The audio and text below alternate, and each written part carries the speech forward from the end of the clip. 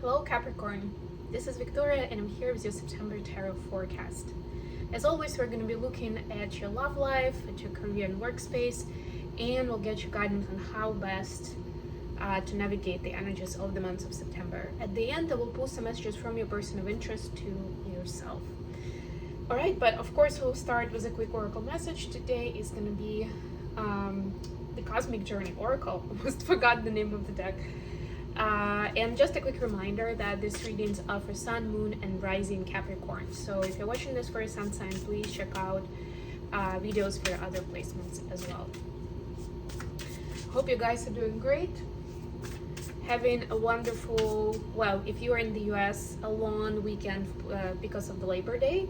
If not, well, it's still a weekend. So hopefully you're spending quality time with loved ones or doing something that you enjoy. Alright, so your message today is thus one journeys to the stars. Yeah, so it's really up to you, and I love this flying pig here, by the way. Where it's up to you to see, how far you can go. You're setting the standard up for yourself. What is that ceiling for you? They say sky is the limit, but we don't necessarily take it that way in our day-to-day existence, because we still put ourselves into boxes and we tell ourselves, oh, this is not possible, or this is not for me, or I'll never succeed in this, or I don't have enough time to master that, right? Like there's something.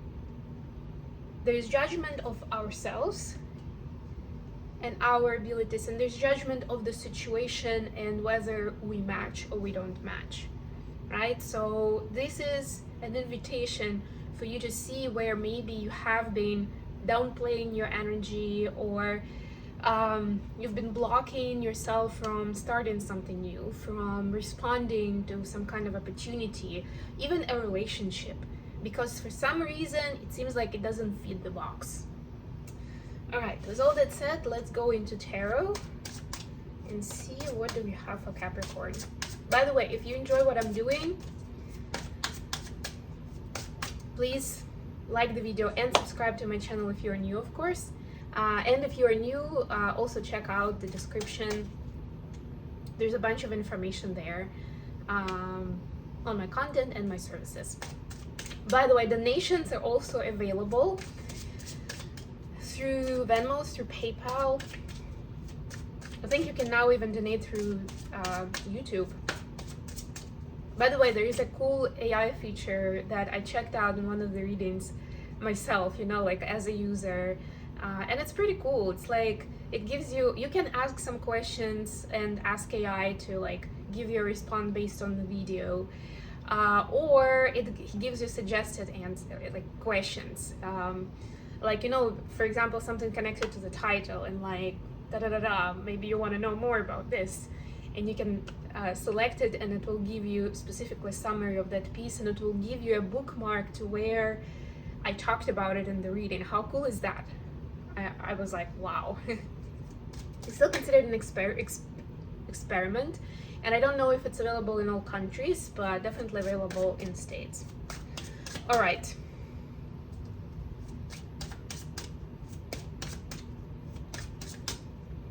So for your personal space and love life, 8 of Cups, Queen of Pentacles, 5 of Swords. For your career and workspace, 2 of Wands, the Moon, and the Star. And then finally, for the advice, we have the Fool,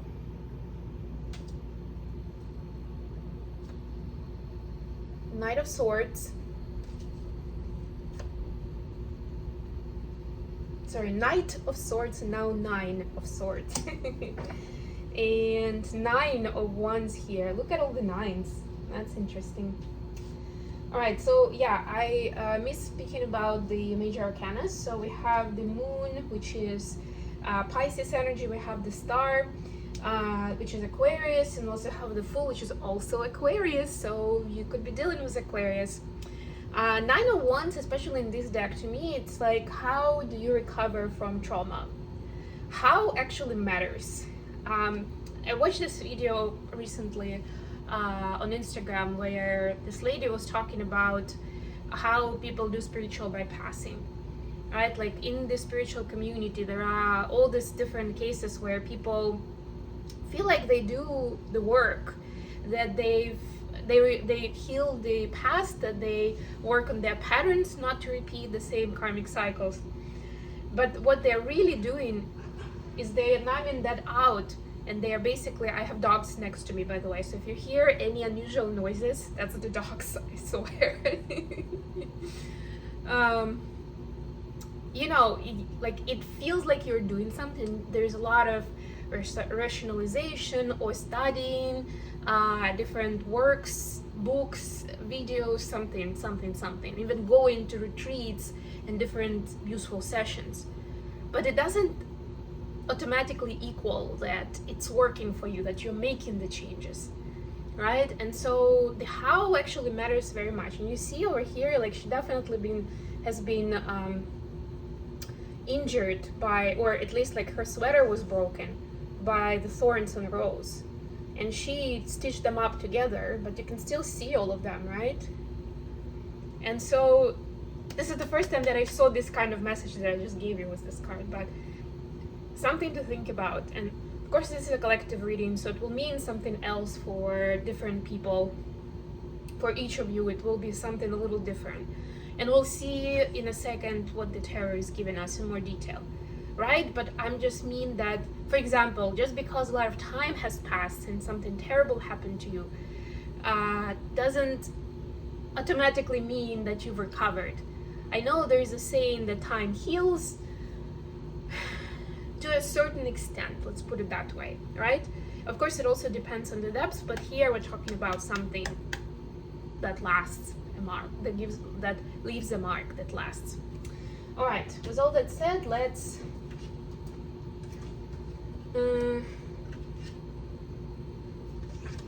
look at the tarot. So for your love life, I have 8 of Cups, Queen of Pentacles, and 5 of Swords. 5 of Swords also has stitching here, by the way.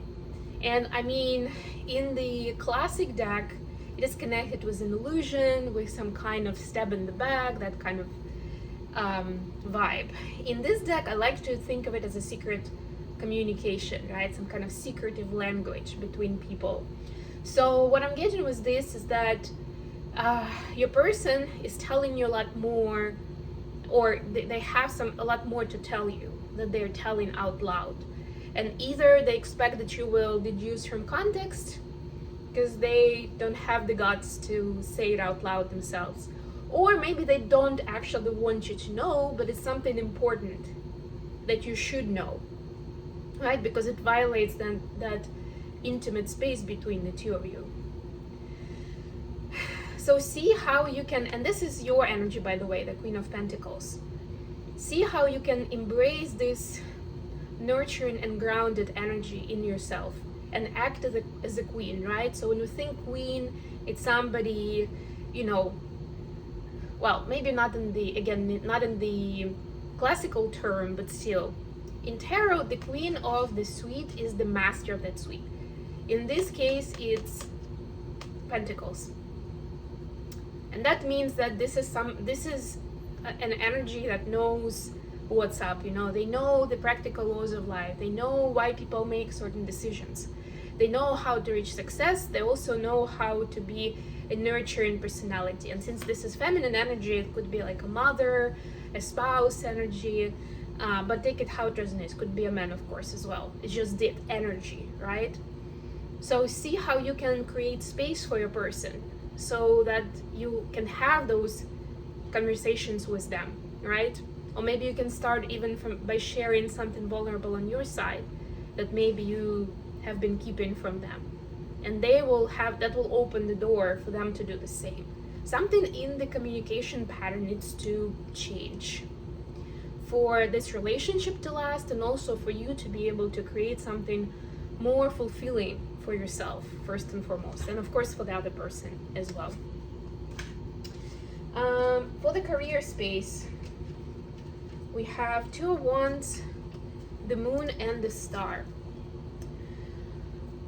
So a lot of this is connected with emotions, and Capricorns may not necessarily be that open to deal with those kind of unpermissible feelings and emotions, especially when it comes to the workspace. Because in the workspace, in general, we're conditioned to be at our best, not to complain, right? Not to be dramatic, but like put on a good face and smile, and smile and wave boys, pretty much, right? So this digs these kind of impermissible feelings within the workspace even deeper.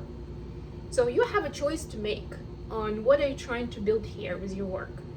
Is it kind of an escape where it's like this illusion of, everything's fine and I'm doing great, especially if other people are saying so?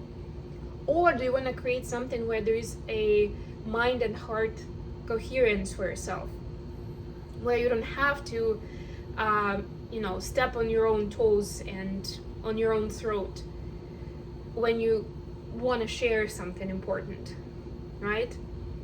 There is a big capacity for healing here, but it is about, the devil is in the details, and it is about what kind of choices you're making, right? And how you accompany that with communication. Is it just to seem great, to fit the template, or to be that best person that's perfect at everything? Or do you want people to see the real you? And I don't mean necessarily automatically the opposite of like creating drama, right? You can still share of your feelings and emotions in a compassionate and kind way, right? And yes, maybe not with everything. Pick who you're sharing that with. But the more you're suppressing what you're experiencing, and connected emotions, the harder it becomes down the road, because it's like a snowball effect, that it keeps rolling and getting bigger and bigger. And at some point it can destroy you. The advice from the universe is the Fool, Knight of Swords, and Nine of Swords. Yeah, well, Knight of Swords is communication, and I think I've spoken enough about that. There will be moments where, because the situations that you'll be presented with are going to be so unexpected and unknown, unfamiliar, you wouldn't be able to necessarily use your usual coping mechanism or say what you usually say, because this is just so much out of form, out of line of what you're used to, right? But that's done for a reason, so that, and yeah, it will feel anxious and uncomfortable for a moment, but that's so you can also grow and see how, first of all, those situations help you express more authentic version of yourself, whether it's perceived as positive or negative.